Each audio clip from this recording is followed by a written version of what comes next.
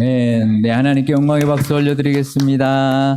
우리 옆 사람과 인사하시겠습니다. 반갑습니다. 축복합니다. 사랑합니다.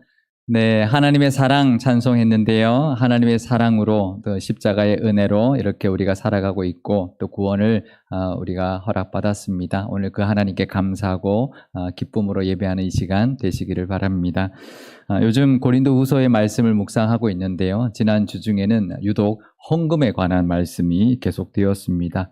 고린도 교회가 예루살렘 교회를 향해서 작정했던 그 구제 헌금을 이제 마무리를 잘해라. 그럼 우리가 가서 그 헌금을 들고 예루살렘 교회에 잘 전달하겠다라고 하면서 헌금에 대한 그런 권면을 하고 있는데요. 설교 중에서 가장 힘든 설교가 헌금 설교입니다. 네, 하나님이 이렇게 말씀으로 주시니 또 하나님께서 그 헌금의 은혜를 나누어라라는 그 말씀으로 이제 여기고 또 순종하는 마음으로 또 이 말씀을 전하려고 합니다. 특별히 또 오늘 광고 시간에 우리 식당 세단장을 했는데요. 우리 임직자들이 하신 임직 헌금으로 우리가 이렇게 세단장을 했습니다. 하나님이 기쁘셔서 이렇게 또 말씀도 헌금의 말씀을 주시는 것 같습니다. 이 헌금의 은혜, 오늘 이 시간 그 말씀의 은혜가 있으시기를 바랍니다. 우리가 보통 헌금이라고 요즘 말하는데 고린도후서 8장과 9장에서 계속 이 헌금에 대한 말씀이 나오는데 연보라고 표현하고 있습니다. 헌금과 연보는 어떤 차이가 있을까요? 연보는 옛날 말이고 헌금은 요즘 말이다. 뭐 이렇게 생각하실 수 있을 텐데요. 연보는 바칠 연자에 돌보자를 씁니다. 그래서 성경 사전이 있습니다. 거기에 연보를 찾아보면 그 뜻이 이렇게 세 가지로 이제 이야기하고 있는데요. 하나님께 드리기 위하여 가져오는 예물, 그리고 두 번째는 형제를 돕기 위해서 드리는 선물, 구제 헌금, 세 번째는 공동체의 필요를 채우고 또 교회 경비 등에 쓰기 위해서 드리는 헌물, 이렇게 되어 있습니다. 그러니까 연보는 두 가지 방향이 있습니다. 하나님께 드리는 게 있고 이웃, 형제를 위해서 드리는 구제 헌금, 이 두 가지 방향이 있고 또 두 가지 형태가 있습니다. 돈으로 드리는 헌금이 있고 물건으로 드리는 헌물이 있다라는 거죠. 그래서 연보는 지금 우리가 사용하고 있는 헌금과 헌물을 같이 이제 포함하고 있는 그런 단어다라는 것을 알 수가 있습니다. 연보는 신약 성경에서 이제 언급되고 있는 것인데요. 사도 바울이 로마서와 고린도 전서와 후서에서 8번 정도 언급하고 있습니다. 그래서 한국 교회는 초창기에는 이 연보라는 단어를 더 많이 썼습니다. 구제 연보, 11조 연보, 주일 연보, 추수곡 연보 이렇게 사용을 하다가 1940년대 이후부터는 점차적으로 헌금이라는 표현을 더 많이 쓰게 되었다고 합니다. 왜 그럴까요? 그전에는 아무래도 이제 헌물로 많이 드렸을 것 같아요. 이제 근데 1940년 이후에는 주로 이제 돈으로만 이제 현금으로 헌금을 하다 보니 이제 연보보다는 이제 헌물, 헌금 이렇게 사용하게 되었던 것 같습니다. 하지만 이제 연보가 이제 헌금과 헌물을 같이 표현하고 있다라는 것을 우리가 기억하면 좋겠는데요. 그래서 연보가 이 신약 성경에 나오고 있는데 헌금과 헌물은 성경에 나올까요? 나옵니다. 헌금이 민수기와 역대하, 복음서에서 총 8번 나오고요. 헌물은 신구약에 총 60번 정도 나오는데 주로 대부분은 민수기에 나옵니다. 민수기에서 54번이 헌물이 나오는데요. 주로 하나님께 봉헌하는 제물을 표현할 때 헌물이라고 표현했습니다. 다른 성경에서는, 다른 구약 성경에서는 이제 헌물보다는 제물, 이렇게 표현했는데, 그러니까 하나님 앞에 제사 드릴 때 이제 가지고 나왔던 제물, 그것을 이제 헌물이라고 표현했다라는 것이죠. 그래서 이제 우리가 결국 그 초대교회 때부터 언급되었던 이제 연보는 이제 돈과 물질을 함께 드리는 그런 헌금과 헌물을 같이 말하는 것이고, 또 지금 우리가 이야기하고 있는 이 헌금이나 또 헌물이나 또 연보도 구약 성경에서 기원하고 있다라는 것을 알 수가 있습니다.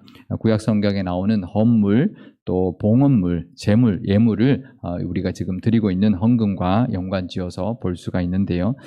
그러면 우리 구약 성경에서 하나님이 명령하셨던 이 헌물이 무엇인지, 또 헌금이 무엇인지를 알아야 지금 우리가 드리고 있는 헌금의 의미를 제대로 알 수가 있을 것입니다.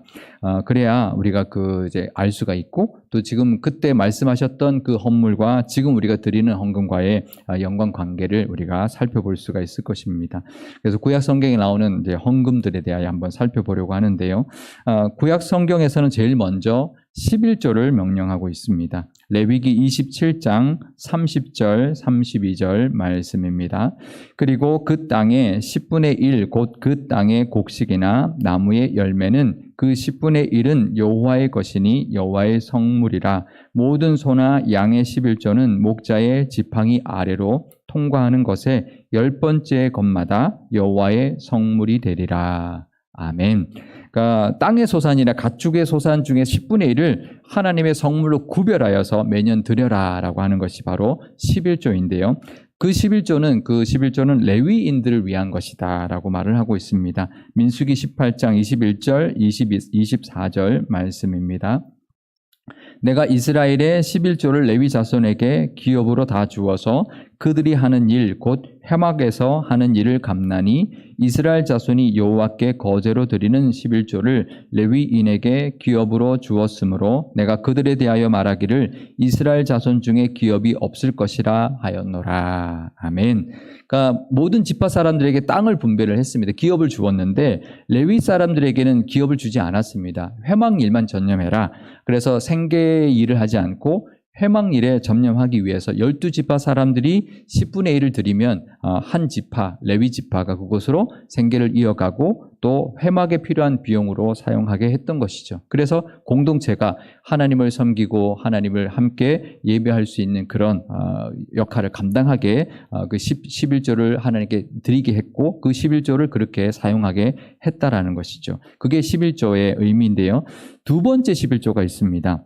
우리가 첫 번째 11조는 많이 들어보셨는데 당연하다 또 여기실 텐데요. 두 번째 11조가 있다라고 하면 조금은 놀라실 거예요. 그죠? 속으로 11조가 또 다른 11조가 있다니 이제 이런 생각이 드실 텐데 성경은 분명히 우리가 드리고 있는 지금 이 11조 외에 또 다른 11조가 있다라고 말하고 있습니다. 신명기 14장 23절 말씀입니다.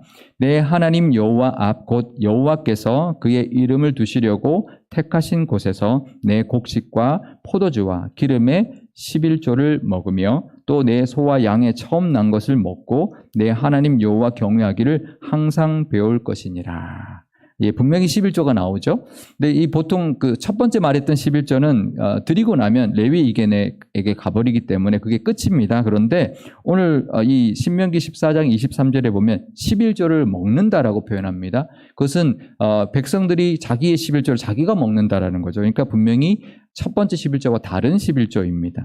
이것은 어디에서 나오는 본문이냐면요. 절기 때 이스라엘 백성들은 1년에 3차례 유월절과 오순절과 초막절에 예루살렘 성전에 가서 하나님 앞에 제사를 드리고 축제를 해야 합니다. 한 7일 정도 머무는데요.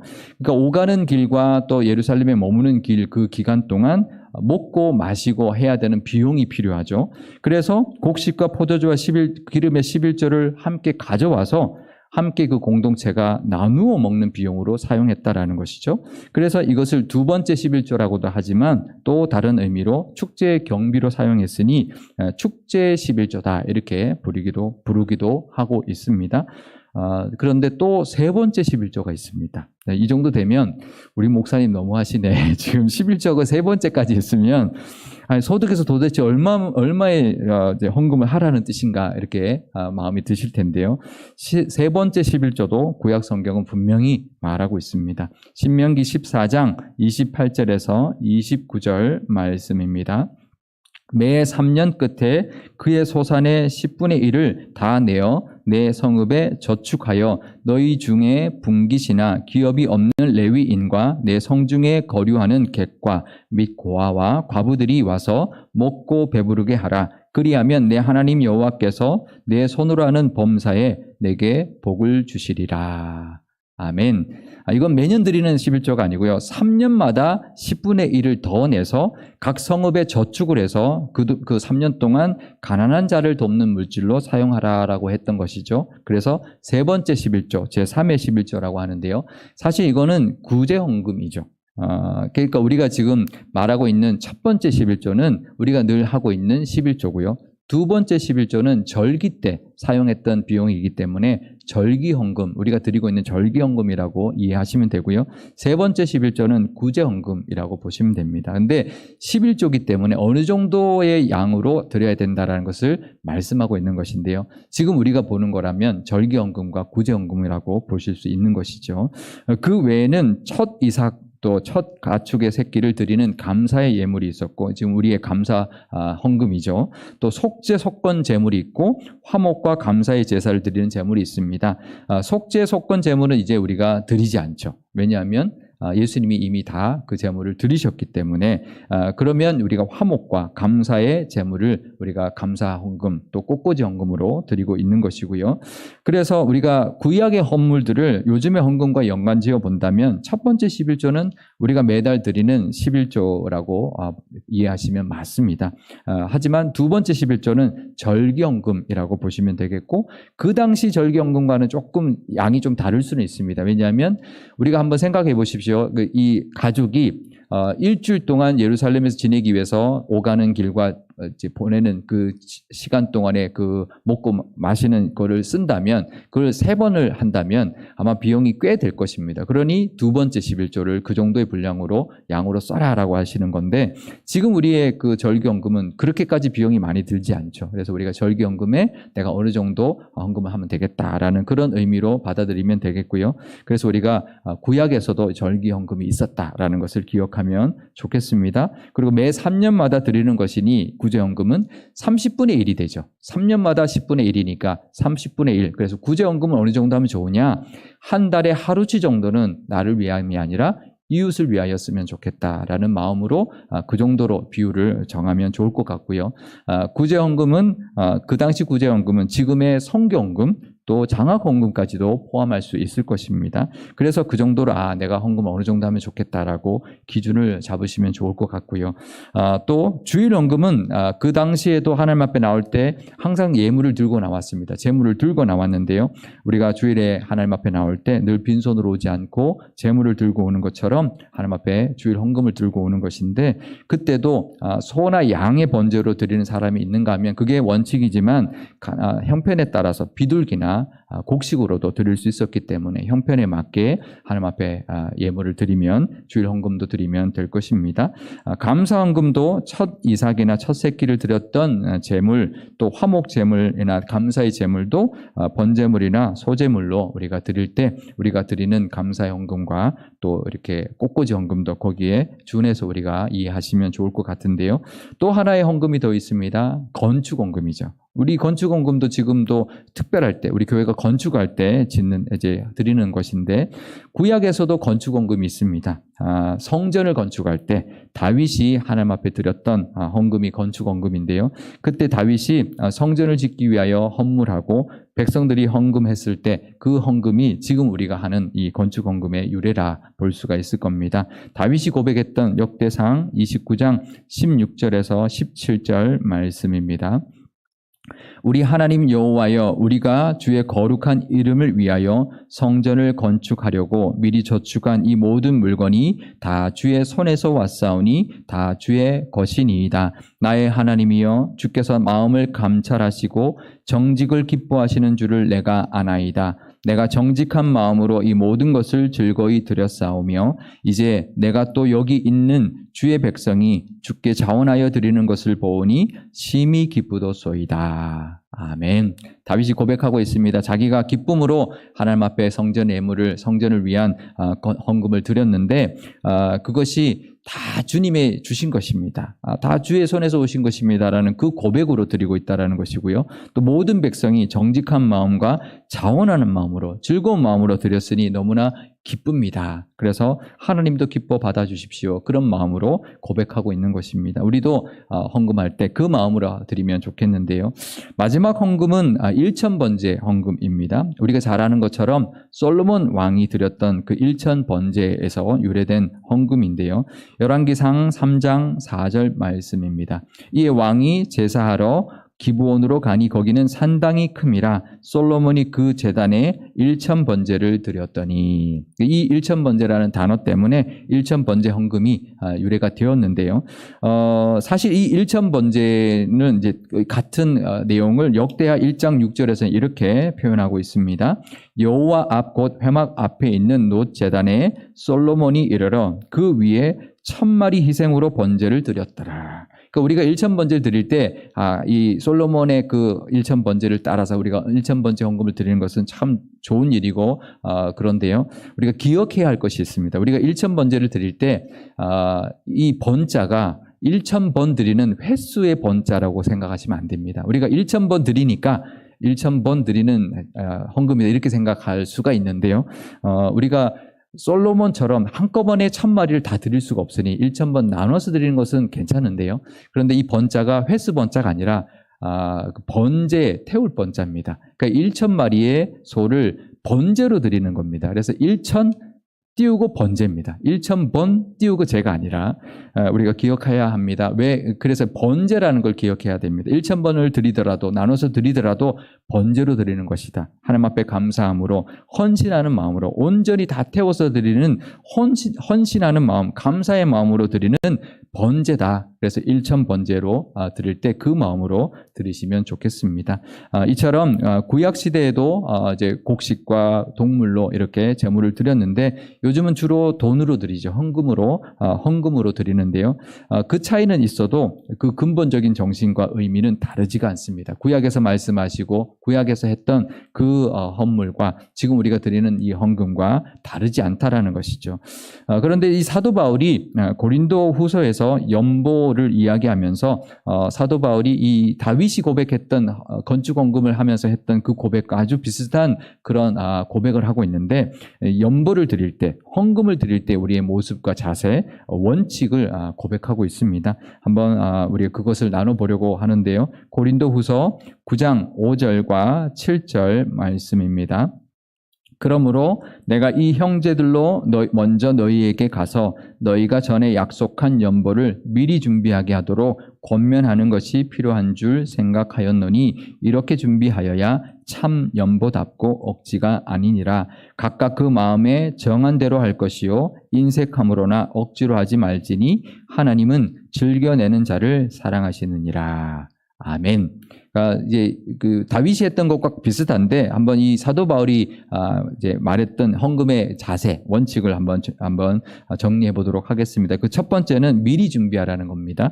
우리가 예배 올 때 예배 와서 막 헌금 시간에 막 지갑 그때 열지 마시고 헌금 봉투 우리 뒤에 많이 있으니까 미리 가져가셔서 오실 때 예배를 준비하면서 헌금을 정성스럽게 미리 준비하시라는 것이고요. 그 다음에 정한 거 얼마 정도 하겠다라는 주일 헌금이든 11조든 뭐 감사 헌금이든 정한 대로 드리라는 것이고 그럴 때 인색함이나 억지로 아까운 마음 들지 않고 억지로 하는 것이 아니라 억지로 해봐야 별로 의미가 없죠. 하나님이 기쁘시게 받으셔야 되는데 그래서 네 번째 즐거운 마음으로 드리라라는 것입니다. 이게 헌금의 우리의 자세죠.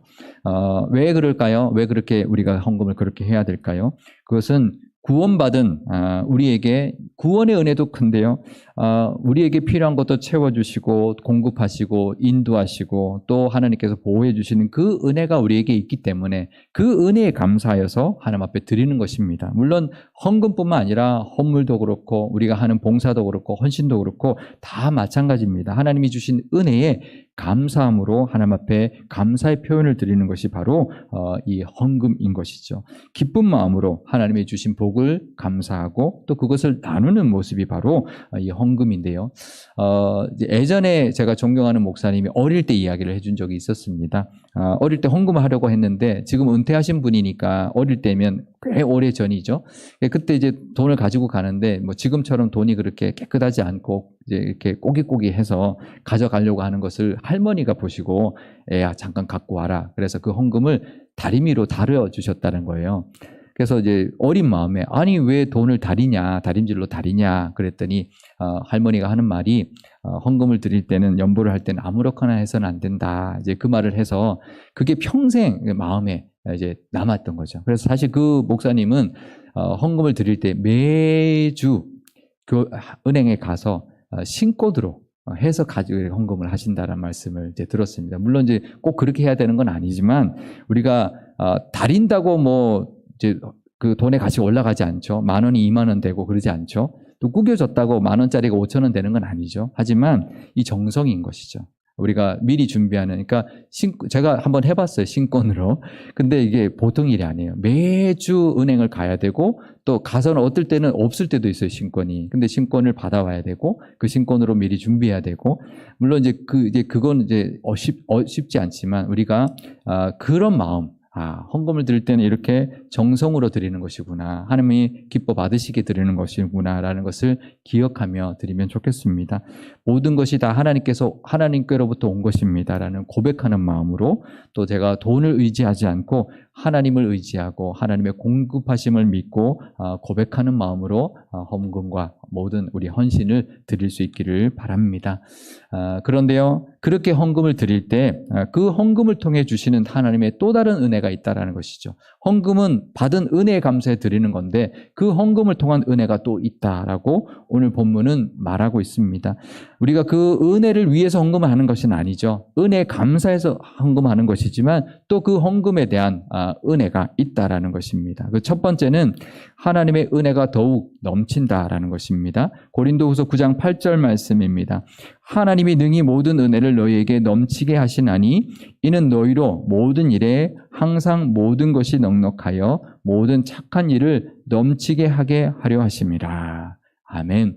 우리가 하나님의 은혜 감사해 드리는데 그러면 하나님이 또 모든 은혜를 넘치게 하셔서 모든 일에 모든 것이 넉넉하여 더 많은 일들을, 더 착한 일들을 하게 하려고 하나님이 주신다. 은혜를 또 부어주신다라는 것입니다. 그러니까 우리가 드리는 헌금에 또 하나님이 주신 또 다른 은혜가 있다는 것을 기억하시기를 바라고요. 두 번째 은혜는 하나님이 영광 받으신다라는 것입니다. 고린도후서 9장 11절 말씀입니다. 너희가 모든 일에 넉넉하여 너그럽게 연보를 함은 그들이 우리로 말미암아 하나님께 감사하게 하는 것이라. 그러니까 이 연보, 이 고린도후서 9장의 연보는 고린도 교회가 예루살렘에게 하는 구제헌금인데요. 구제헌금을 해서 예루살렘에게 그게 전달이 되면 그 예루살렘 교회가 고린도 교인들에게도 감사하지만 하나님께 감사한다라는 거죠. 그러면 고린도 교회가 한 헌금이 결국은 예루살렘 교회를 도운 것이지만 하나님께 영광이 되고 하나님께 감사가 되니 하나님이 영광을 받으신다라는 거죠. 그러니까 우리가 구제하거나 할 때 그 사람에게 하는 것뿐만 아니라 그걸 통해서 하나님이 영광 받으신다라는 것을 기억해야 합니다. 우리가 하는 선한 일들, 우리가 구제 헌금뿐만 아니라 우리가 행하는 모든 선한 일에 쓰는 그런 노력과 시간과 돈이 결국은 하나님이 영광 받으시는 헌금이 된다는 것을 우리가 기억해야 할 것입니다. 세 번째 은혜는 성도 간의 사랑이 더욱 깊어진다는 것입니다. 고린도후서 9장 14절 말씀입니다. 또 그들이 너희를 위하여 간구하며 하나님이 너희에게 주신 지극한 은혜로 말미암아 너희를 사모하느니라. 아멘. 그러니까 서로 위해주고 또 그럴 때 서로의 부족함을 채워줄 뿐만 아니라 서로를 감사하고 기도하고 그러면서 성도 간의 사랑이 더욱 깊어지는 그런 은혜가 있다라는 것입니다. 그러니까 하나님께 감사해서 그 은혜에 감사해서 하나님께 헌금을 할 때 하나님 주신 은혜가 있고 하나님이 영광 받으시고 우리 교회와 공동체 안에 성도 간의 사랑이 넘친다라는 것이죠. 그러니 이 바른 헌금을 통하여 그 헌금의 은혜와 복, 유익을 다 누리시기를 바랍니다. 그런데 8장 고린도후서 8장과 9장에 보면은요, 이 연보 우리가 해석할 때는 번역할 때는 연보라고 번역했는데요. 헬라어 원문에는 세 가지의 단어를 쓰고 있습니다. 이제 9장 5절에는 율로기아라는 단어를 쓰는데요. 이건 축복, 선물이라는 뜻이고요. 8장 20절에서는 하드로테스라는 단어를 쓰는데 풍요, 풍성함이라는 단어를 쓰고 있고요.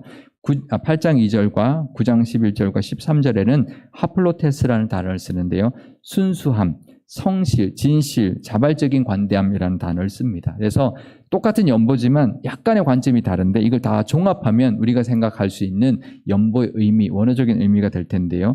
종합하면 이렇습니다. 연보는 하나님이 베풀어 주신 풍요로움을 감사함으로 자발적인 관대함과 순수함으로 하나님 앞에 드리고 또 축복하며 나누는 선물이다라는 것이죠. 우리가 구제헌금할 때 그런 마음으로 드려야 된다라는 것입니다.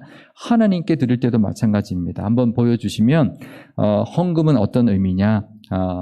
하나님이 베풀어 주신 그 은혜, 풍요로움을 감사하면서 자발적인 관대함과 순수한 마음으로 하나님께 감사하고 또 축복하고 나누는 의미에서 드리는 선물 같은 것이 헌금이다라는 그 마음을 우리가 기억하시기를 바랍니다. 그러면 하나님 우리가 드리는 모든 헌금, 11조, 또 구제헌금, 성교헌금, 주일헌금, 절기헌금, 감사헌금, 건축헌금, 일천번째 헌금도 다 기쁘게 받아주실 것이고요. 또 우리에게 은혜를 또 넉넉하게 채워주실 것입니다. 또 그 헌금을 통하여 우리 교회가 더욱더 사랑과 은혜가 넘치는 공동체가 될 것입니다. 감사와 기쁨으로 드리는 우리의 모든 헌금과 헌물을 통하여, 연보를 통하여 이 모든 은혜와 복을 다 받아 누리는 우리 상일교회와 모든 성도님들 되시기를 주님의 이름으로 축원드립니다. 기도하시겠습니다. 늘 우리를 기쁘게 받아주시는 하나님 아버지, 예수님을 이 땅에 보내주셔서 우리를 위한 속죄의 제물이 되어주신 그 은혜도 너무나 큰데 우리에게 필요한 모든 물질도 풍족하게 채워주시고 우리의 모든 것을 돌보아 주시기까지 하시니 너무나 감사드립니다. 그 은혜에 감사하여 우리의 모든 소유가 다 하나님께로부터 온 것임을 고백하면서 구별하여 드리는 우리의 모든 헌금, 11조 헌금과 또 감사 헌금과 또 구제 헌금과 선교 헌금, 장학 헌금, 또 우리가 예배할 때마다 나온 빈손으로 오지 않고 하나님 들고 나오는 주일 헌금, 절기 때마다 감사드리는 절기 헌금, 또 건축 헌금과 일천번제 헌금까지도 기쁘게 받아 주옵소서. 늘 기쁘고 즐거운 마음으로 드릴 때 하나님께서도 기뻐 받아주시고 영광 받으시며 우리에게 더 많은 것으로 채워주실 줄 믿습니다. 우리 상일교회의 모든 공동체와 성도들의 사랑도 더욱 깊어지는 은혜도 더하여 주옵소서. 이 올바른 헌금들을 통하여 믿음이 더욱 굳건해지게 하시고 신앙이 더욱 성장하게 하시며 또 그 은혜를 받아 세상으로 흘려보내는 모든 성도님들 다 되게 하여 주옵소서. 감사드리며 우리 주 예수님의 이름으로 기도드리옵나이다. 아멘.